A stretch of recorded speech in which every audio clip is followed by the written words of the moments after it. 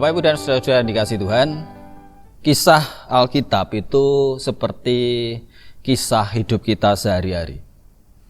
Kalau kita perhatikan ada kisah cinta di situ, ada tragedi, kadang juga ada cerita lucu. Jadi benar bahwa di dalam kitab suci itu juga ada kisah-kisah humor sebenarnya. Seorang pakar teologi perjanjian lama bernama Walter Brueggemann mengatakan bahwa kisah Yakub itu juga mengandung unsur-unsur humor. Tadi kita sudah membaca ya. Bagaimana tidak? Misalkan kita melihatnya dari kacamata sekarang ya, ada Yakub kerja 7 tahun kepada Laban untuk mendapatkan anaknya Laban yang kedua, yaitu Rahel yang cantik. Setelah menikah malah yang didapati malah Lea, kakaknya. Itu kan agak lucu. Ngincer adine malah entuk Mbak Yune gitu kan. Itu sesuatu yang agak lucu untuk kita. Nah, tapi itu yang terjadi.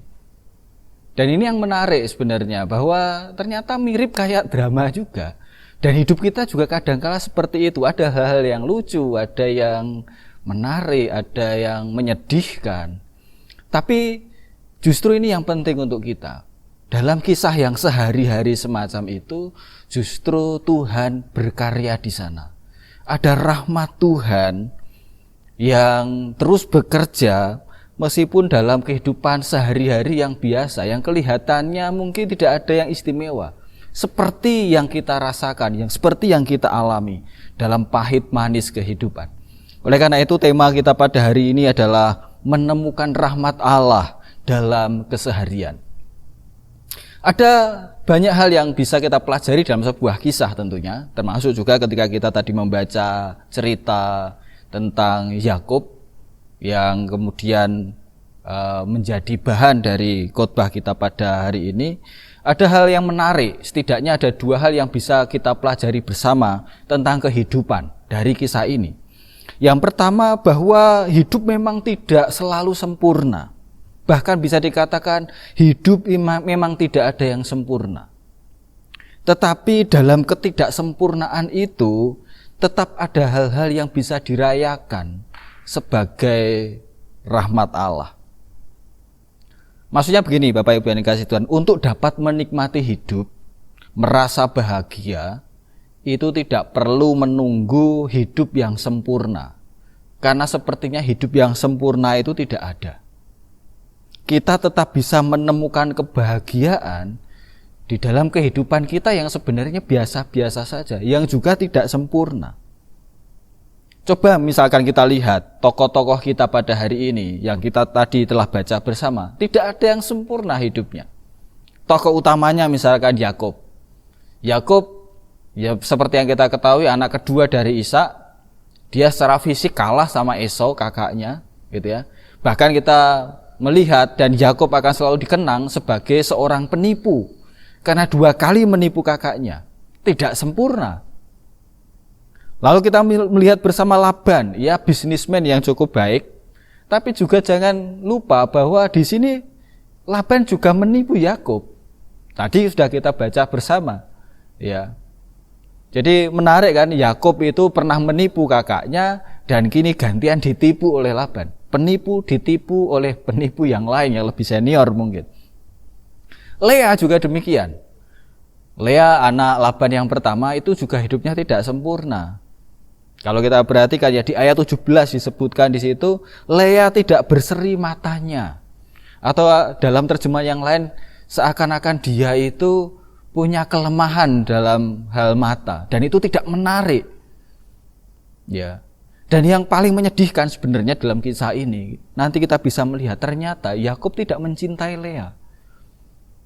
Dan anak-anak Lea, kalau kita perhatikan di kisah selanjutnya, namanya itu untuk menggambarkan penderitaannya sebagai perempuan yang tidak dicintai oleh Yakub. Tragis loh itu, ngenes.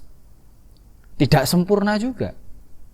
Rahel misalkan ya, yang tadi kita ketahui di ayat 17 dikatakan bahwa Rahel ini cantik parasnya dan kemudian Yakub jatuh cinta kepada Rahel. Tapi apakah hidupnya sempurna? Enggak. Karena ternyata kalau kita perhatikan di ayat yang ke-31, Rahel mandul. Jadi Bapak Ibu yang dikasihi Tuhan, tokoh-tokoh dalam Alkitab juga tidak sempurna, dan itulah hidup.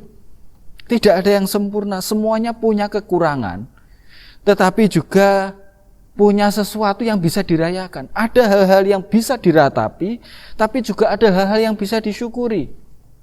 Yakub ada yang diratapi karena dia seorang penipu, tapi juga ada yang disyukuri karena melaluinya perjanjian Tuhan diberikan.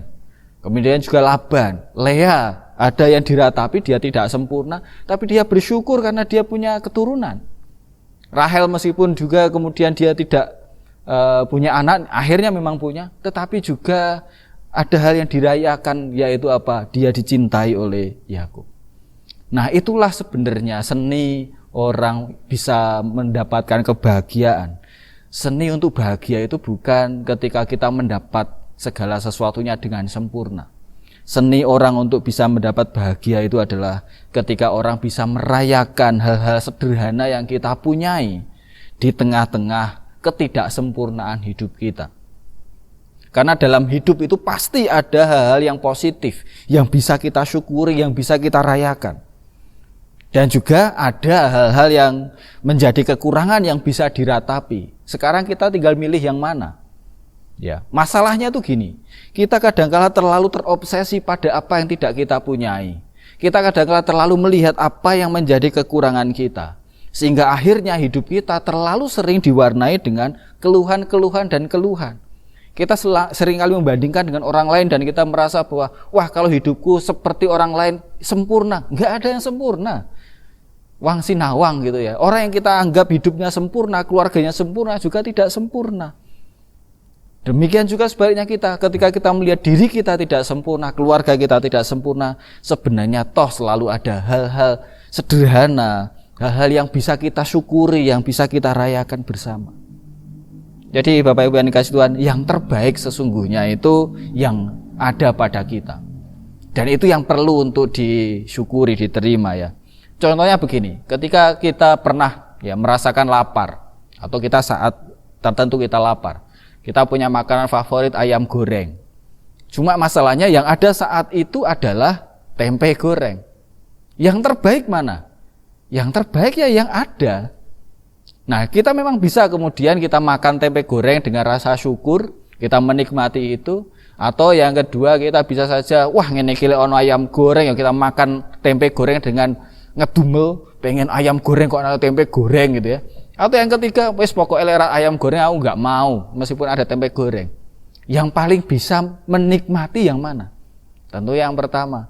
Karena pada dasarnya yang terbaik itu yang kita punyai, yang ada. Karena itu yang bisa kita nikmati. Itu yang bisa kita syukuri.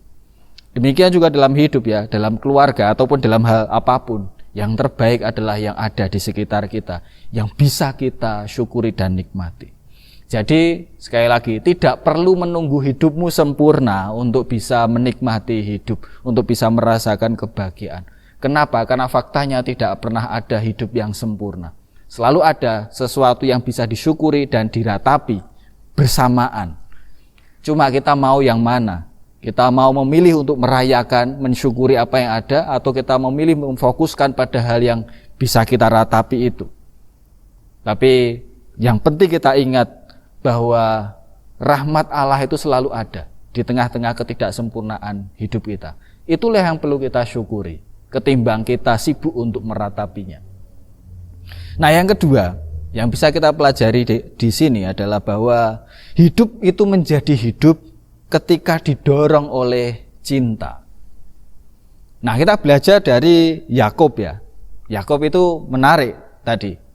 Ketika ia bekerja selama 7 tahun dan kemudian Laban mengatakan, wah kamu bekerja 7 tahun masa gratisan gitu ya. Apa yang kau minta? Aku minta anakmu, Rahel yang cantik itu. Dan kemudian ternyata yang waktu menikah diberikannya adalah Lea. Tapi tidak putus asa. Ya, Yakub tetap mau bekerja karena cintanya pada Rahel. Nah, ini yang menarik.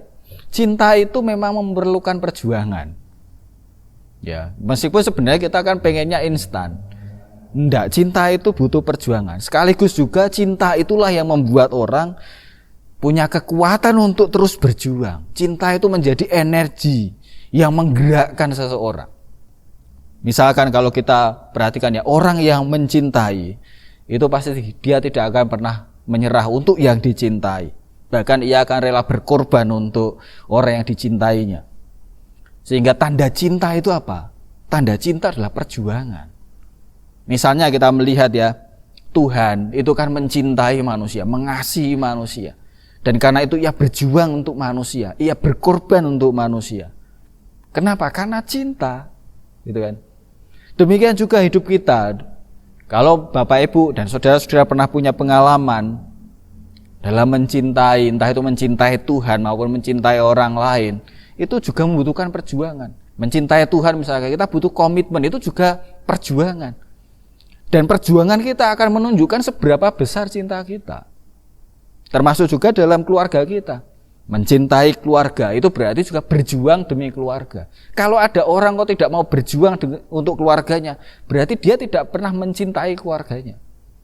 Demikian juga dalam kehidupan keluarga kita ya. Relasi kita dengan pasangan, kemudian juga kepercayaan, tanggung jawab dalam keluarga, komitmen, itu semua butuh perjuangan. Dan itu menjadi tanda cinta di dalam keluarga. Nah, selain itu cinta juga membuat orang menikmati pekerjaannya, menikmati tindakannya. Kalau kita perhatikan tadi Yakub kemudian di ayat yang ke-20 disebutkan, jadi bekerjalah Yakub 7 tahun lamanya untuk mendapat Rahel itu. Tetapi yang 7 tahun itu dianggapnya seperti beberapa hari saja. Kenapa? Karena cintanya pada Rahel. Jadi cinta itu bisa membuat hal yang mungkin yang awalnya berat, terasa tidak berat. Hanya beberapa hari saja. Kenapa? Karena dia menikmatinya. Karena ada cinta yang mendorong. Jadi pekerjaan juga demikian. Pekerjaan itu akan menjadi sesuatu yang bisa kita sambut dengan kegembiraan ketika itu ada cinta di sana. Oleh karena itu ada ungkapan yang cukup menarik ya.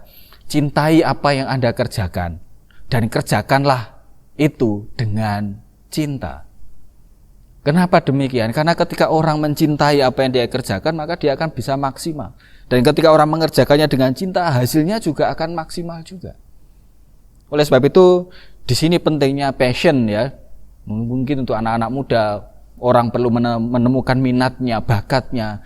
Karena setiap orang yang menemukan itu, maka dia akan bisa bertumbuh dengan sangat baik. Ya, apapun juga yang dilakukan dengan cinta itu hasilnya pasti akan baik. Entah itu dalam pekerjaan, dalam pelayanan kita, atau dalam setiap aktivitas kita. Kalau dilandasi dengan cinta, pasti hasilnya semakin positif. Cuma masalahnya itu begini, tidak selalu kita menerima pekerjaan atau apapun itu seperti sesuatu yang kita sukai.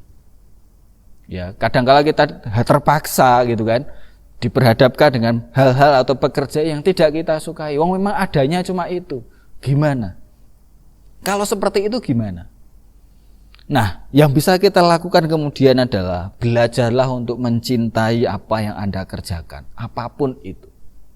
Karena itu akan baik untuk kita. Ya, itu yang membuat pekerjaan atau aktivitas atau pelayanan kita menjadi bernilai, menjadi berharga karena di dalamnya ada cinta. Misalkan untuk pekerjaan-pekerjaan yang biasa yang mungkin buat orang lain itu tidak berharga ya, seperti ngomong anak, nyuci baju, ngepel, atau mungkin juga pekerjaan sebagai ibu rumah tangga, atau mungkin pekerjaan-pekerjaan kasar yang banyak orang lain tidak mau kerjakan. Ketahuilah bahwa itu juga bisa menjadi sesuatu yang bernilai, yang mulia ketika itu dilandasi dengan cinta. Misalkan ada seorang yang pekerjaannya memungut sampah, atau yang pekerjaannya membuat dia harus badannya lusuh, ya harus berjuang di bawah teriknya matahari. Misalkan seperti yang sangat sulit sekali, yang badannya membuatnya kotor.